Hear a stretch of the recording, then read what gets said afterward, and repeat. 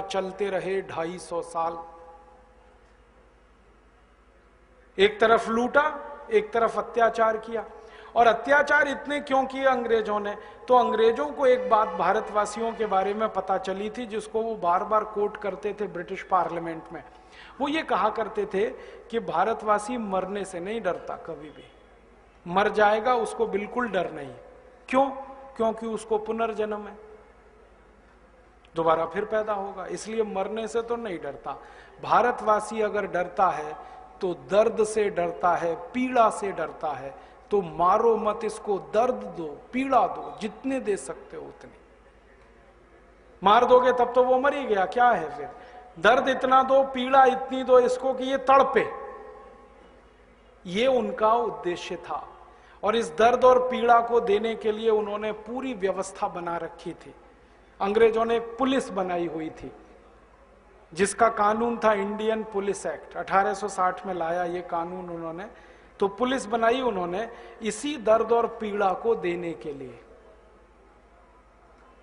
और उस पुलिस की मदद से वो जो दर्द दिया करते थे भारतवासियों को, डंडे से मारना, लाठी से पीटना, बंदूक की बट से मारना, बंदूक के सामने एक चाकू लगा रहता है उससे शरीर को चीरना, जबरदस्ती भारतवासियों के मुंह में गाय का मांस भर देना, मुसलमानों के मुंह में सुअर का मांस भर देना, ये सब पुलिस किया करती थी।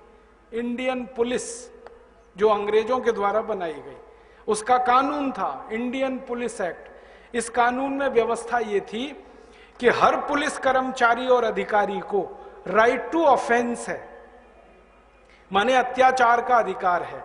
और किसी भी भारतवासी को राइट टू डिफेंस नहीं है, माने अपने को बचाव का अधिकार नहीं है। ये कानून था। ये कानून 1860 से 1947 तक लगा रहा। टैक्स सिस्टम के लिए अंग्रेजों ने जो कानून बनाए, Indian income tax act, central excise act, central sales tax act, ये कानून तो थे। इन कानूनों की मदद से जो टैक्स इकट्ठे करने वाले अधिकारी होते थे, उनकी फौज खड़ी की उन्होंने। एक कलेक्टर नाम का अधिकारी बनाया उन्होंने, जिसको आजकल हम डीएम कहते हैं। ये पहले कलेक्टर था। कलेक्टर का मतलब है जो धन इकट्ठा करके दे। COLLECT, कलेक्ट माने इकट्ठा करना, कलेक्टर माने इकट्ठा करने वाला। क्या? टैक्स का पैसा अंग्रेजों को देने वाला, वो था कलेक्टर। कलेक्टर के ऊपर एक अधिकारी बनाया कमिश्नर। कमीशन शब्द है ना ये अंग्रेजी का, उसमें से आया कमिश्नर। कमिश्नर जो होते थे ना, उनको तनख्वाह नहीं मिलती थी, उनको कमीशन पे रखा जाता था, इसलिए वो थे कमिश्नर।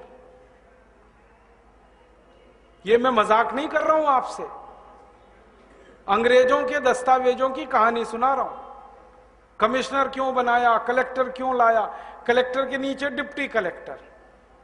अंग्रेजों का कहना था कि पूरा तंत्र खड़ा करो जो एक एक पैसा निचोड़े लोगों से और लंदन पहुंचाए।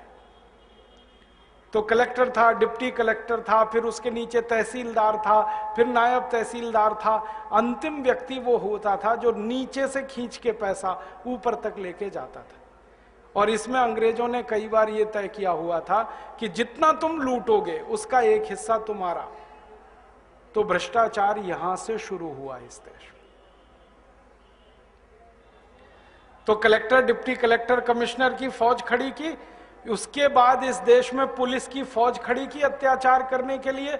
और इन सब कामों को करने के लिए अंग्रेजों ने 34,735 कानून बनाए। और ये सब कानून बना के किया, ध्यान रखना, क्योंकि अंग्रेज कहा करते थे हम कानून पसंद लोग हैं, भले हम लूट करेंगे लेकिन कानून से करेंगे। अगर ऐसे में आपको लूटूं तो आप चिल्लाओगे, लेकिन हैदराबाद में लूटने का कानून बन जाए फिर क्या करोगे?